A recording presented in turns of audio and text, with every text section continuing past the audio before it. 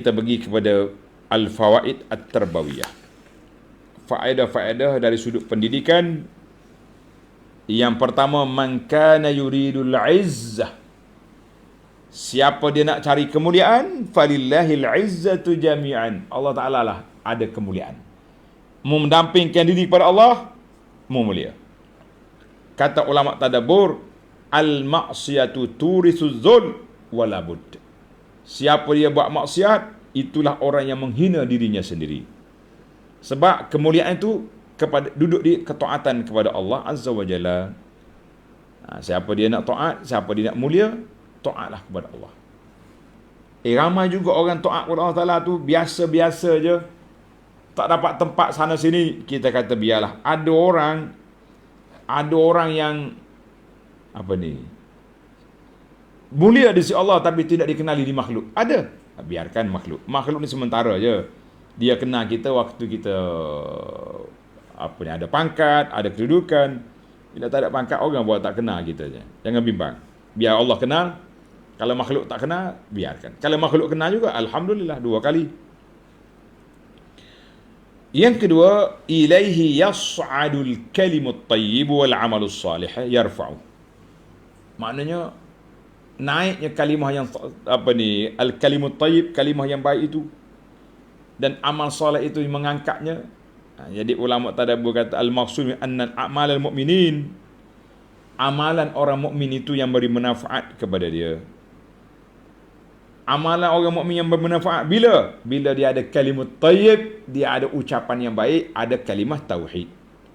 Kalimah tauhid baru ada amalan. Ada amalan tanpa tauhid, la. Maka ayat ini mengajar kepada kita, manusia kena tahu anna a'malal musyrikin sa'yun batilun. Amalan yang dibuat oleh puak kafir, puak musyriki itu satu batil. Sebab dia lawan dengan tauhid. Kalimut tayyib, al-amalus sayyi. Na'udzubillah. Kita pergi kepada fawaid ilmiah yang ketiga. Fi qawlihi ta'ala arsala ar-riyaha fatuthiru. Allah Ta'ala hantar mari angin, kemudian dia pun bawa awan. Mana angin tu mari, dia tolak. Awan turun hujan, naik tumbuh-tumbuhan. Masya Allah. Fasukna ila bani bayt fa'ahyayna. Fasukna fa'ahyayna. Itu dia panggil, dalam bahasa kitab, dia panggil isbatul asbab. Allah Ta'ala nak isbatkan dalam ini, sebab-sebab itu ada kesannya juga kepada perjalanan dunia ini. Wa annal musabbabat marbutatun bi asbab. Benda yang sebab itu terikat dengan sebab. Dia panggil sabab musabbab. Sebabnya ada hujan, ada tumbuhan. Tapi benda tu tidak mustahil. Ada hujan, tak ada tumbuhan. Tetapi asasnya perjalanan hidupnya itu yang ditetapkan oleh Allah Azza wa Jalla. Ada hujan, ada air, ada hujan. Ada hujan, ada pokok, ada tumbuhan. Dia panggil irtibat sebab dengan musabbab. Maka fa di sini dipanggil fa as-sababiyah. Fa sababiyah. Ada hujan, ada tumbuh. Ada awan, ada air. Wallahu a'lam. Baik. Yang keempat, fa ahyayna bihil arda. Bila turun hujan, kami hidupkan bumi. Ulama kata jawazu idafati syai' ila sababihil ma'lum. Dengar ni, ini penting ni. Kalau tidak kita akan jadi melompat pergi kepada benda yang khurafat. Harus kita sandarkan sebab itu, sandarkan satu perkara kepada sebab yang telah dikenal pasti. Sudah dikenal pasti bid darurah. Kita kata apa? Tumbuhnya pokok dengan sebab turun hujan. Masaknya nasi sebab duduk atas dapur. Tak kira dapur api ke dapur elektrik. Yang pentingnya nasi masak ada. Dapat anak dengan sebab perkahwinan suami isteri, berhubungan. Itu dia panggil idafatus syai' ila sababihil ma'lum. Menyandarkan kepada satu perkara, kepada sebab yang diketahui. Amrun waqi'un fil Qur'ani wa fis sunnah. Jelas dalam Quran dan sunnah. Tapi kalau kita idafat syai' kepada benda yang tidak maklum, maka itu haram. ghairi maklum syar'an wala hisan. Contohnya kita kata, kita ni nak masuk dalam kampung ni. Awak nak masuk sini, kamu kena minta berlindung juga dulu dengan penunggu kampung ni. Tak tahu apa benda. Tak boleh. Tapi kalau kita kata, kawasan ni banyak harimau. Nak masuk boleh, tapi kena bawa senapan. Kena bawa alat-alat. Itu tak apa.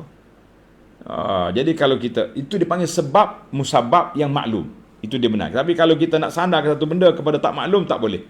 Sebab itulah Nabi kita larang, kita sandar semata-mata hujan ni dengan sebab bintang kaza kat elak. Hujan ni dengan sebab Allah yang turunkan. Tak apa.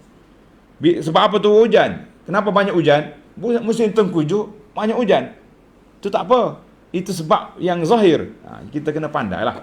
Kalau tidak, kita akan sentuh kepala bak. Setengah orang yang kata, kalau tak boleh minta tolong dengan makhluk yang sudah mati, kalau tak boleh minta tolong dengan ahli-ahli penunggu kawasan ni, kita minta tolong orang pun tak boleh. Awak biar cerdik kat cakap tu.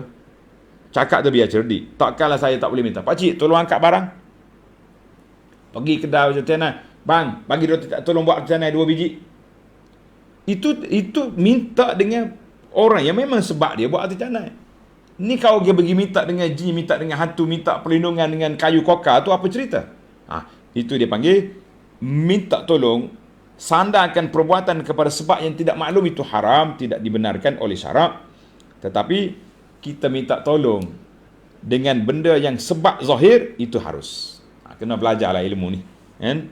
Ya, kalau tidak, nyekelentong di puak-puak penjual kayu-kayu kokar, penjual bahtera Nabi Nuh ni, habis kita kena kelentung ke orang macam tu ya. Baik. Saya tidur tak selesa. Habis pasang ubat nyamuk. Itu sebab zahir ke tak zahir? Zahir. Pasang ubat nyamuk, kita pun bangun. Sedap bang. Nyamuk pun tak mari.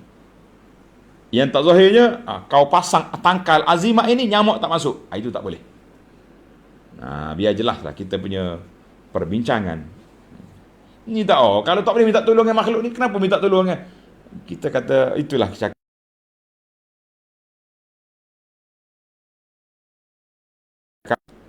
Isu yang kelima, man kana yuridul izzata falillahil izzatu jami'an. Siapa dia nak mulia, kemuliaan itu duduk di mana? Duduk di sisi Allah Azza wa Jalla.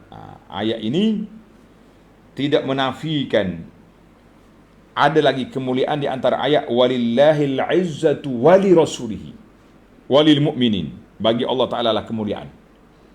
Bagi Rasul, bagi orang mukmin. Macam mana dalam surah Al-Munafiqun ayat 8? Macam mana kita nak taufik dengan ayat ni?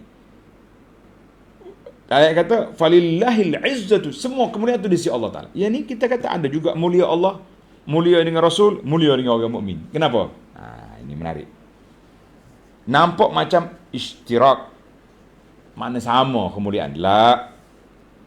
Dia kata tidak sama. Li'annal izzata fil haqiqah, kemuliaan yang mutlak Allah.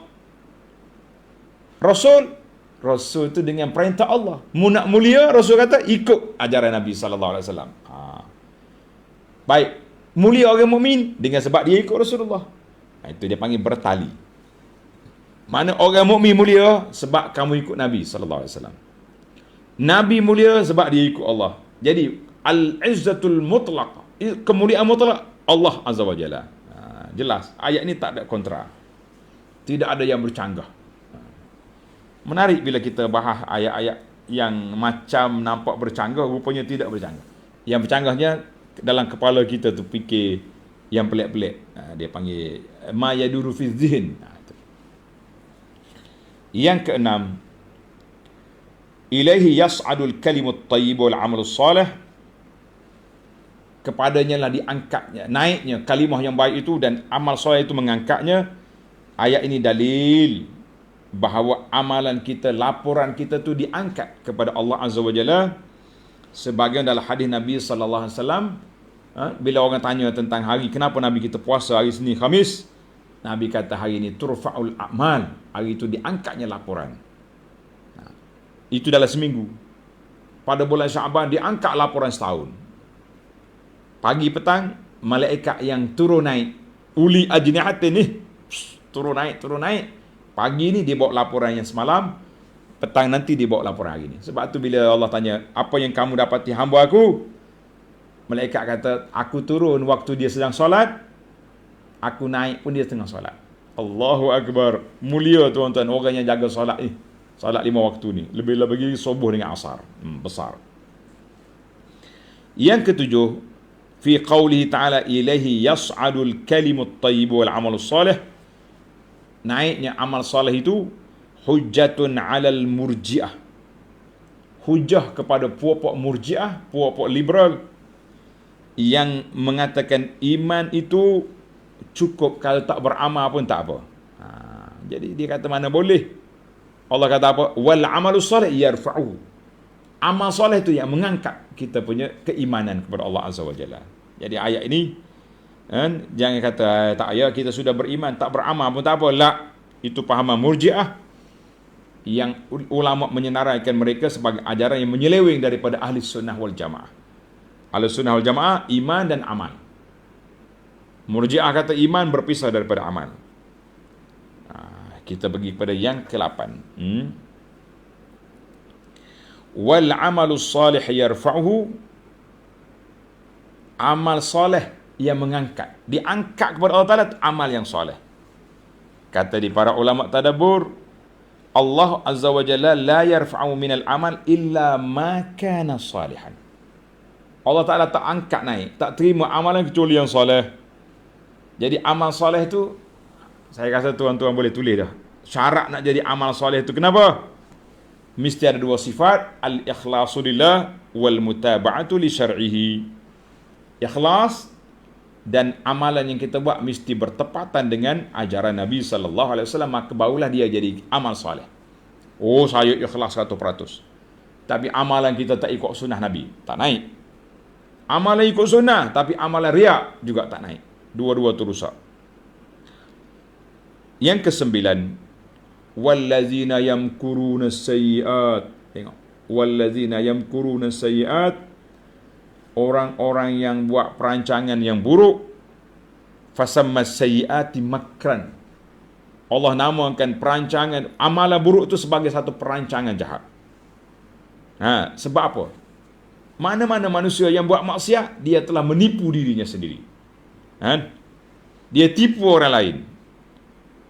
Dan dia menangguhkan taubat sebab umur panjang. Tu ayah dulu mati 100 tahun umur. Ayah sendiri mati 85. Saya baru 35. Enjoy dulu. Ini permainan syaitan. Mana orang yang menangguh-nangguhkan taubat, menangguh-nangguhkan istighfar, itu dia panggil orang yang buat perancangan jahat kepada dirinya sendiri. Na'udzubillah. Walladzina yamkuruna sayyi'at. Orang tipu diri sendiri, iaitulah orang yang tak mau bertaubat kepada Allah Azza wa Jalla. Kita pun tahu sebenarnya, kadang-kadang tahu. Tuan-tuan dan puan-puan pun tahu dosa ni, tapi oleh kerana nak ambil hati kawan-kawan, rempuh, langgar semua peraturan, mengumpat orang tu, kata orang ni. Yang penting ucapan kita tu boleh menggembirakan kawan. Best. Malam ni lah kita punya perhimpunan malam ni perhimpunan yang cukup ceria. Sebab kawan kita boleh hina orang sebab nak menceriakan kawan. Ini celaka punya majlis macam ni. Majlis yang baik, kita boleh menangiskan kawan dengan sebab ingat kepada Tuhan. Itu yang terbaik. Baik-baik tuan-tuan, jangan duduk main-main.